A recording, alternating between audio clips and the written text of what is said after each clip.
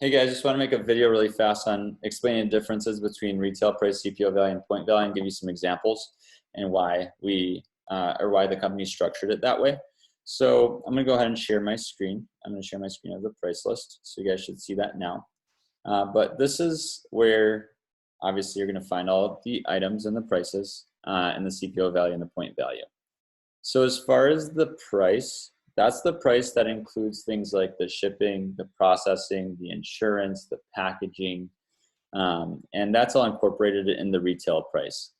So Cutco insures all of our packages, and we want to make sure that UPS is 100% responsible for anything that happens on their end. So Cutco does put a lot of money towards that shipping cost, and we just don't want any issues whatsoever. So the company just incorporated that into the retail price. Now, in terms of the CPO value, that's where your promotions, your faster prizes, your career sales, that's what everything is going to be based off of. It's CPO, commission paid on. So let's say we're putting in an order for a homemaker plus 8 set. The retail price would be $13.26. The CPO value would be $11.95. Let's say you're giving away something for free.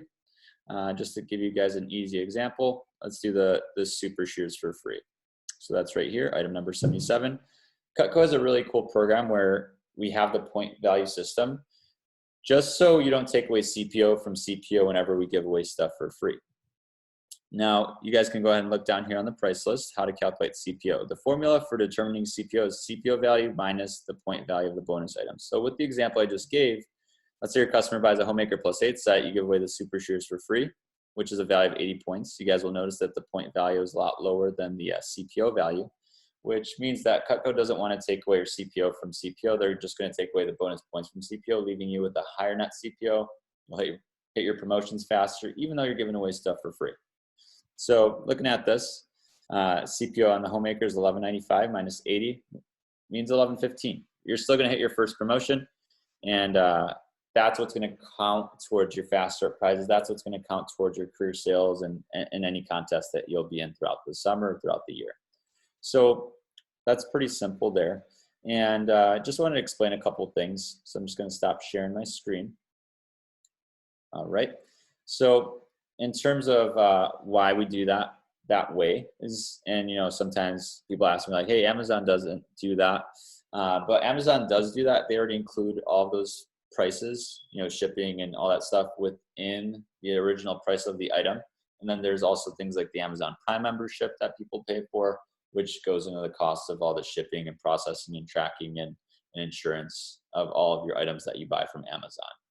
Now, I also get the question of like, hey, like why CPO versus retail? And another reason why is because, we don't make money off of UPS. That wouldn't make sense. So I'm currently responsible for $575K, and I didn't make anything off of UPS. So that was $575K of CPO, not retail value. And the retail value, when you add tax, that's tax, that's the government, that's not Cutco.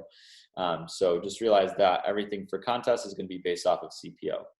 So when I do give away something for free, I do make less. The company makes less. Yes, we did have a really good week last week. Right now today's May 9th. We had a phenomenal week last week. Summer just started for us. And we grew by 2.4 million, and that's after free stuff. So that's 2.4 million growth in CPO. So just think about it this way. Even when I'm giving someone a really good deal, I still make good money. If I'm making over $100 on a demo and I give away an entertainer pack and it takes me down to $90 profit versus $100 profit, but my aunt gets a great deal and she's happy, that's far more important to me than $10. So does that make sense? Yeah, I just don't want to get frivolous, right, with those points. So in terms of how you really want to make sure you're doing that correctly, is the rule of thumb is you don't want to give away more than 20 bonus points per $100 in CPO. So when you guys remember this, the CPO value of the homemaker set is $11.95. When you go ahead and do a quick calculation, $11.95 divided by 5, that's the same thing as the point value calculation, the 20 points per 100 CPO.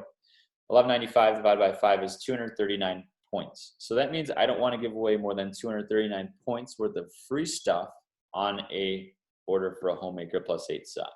That's just a rule of thumb. You could go less, just don't go more. 20 points is a really good mark in terms of what's your maximum. So guys, I'm not greedy in terms of how much money I make off of a demo, but I'm also smart about it.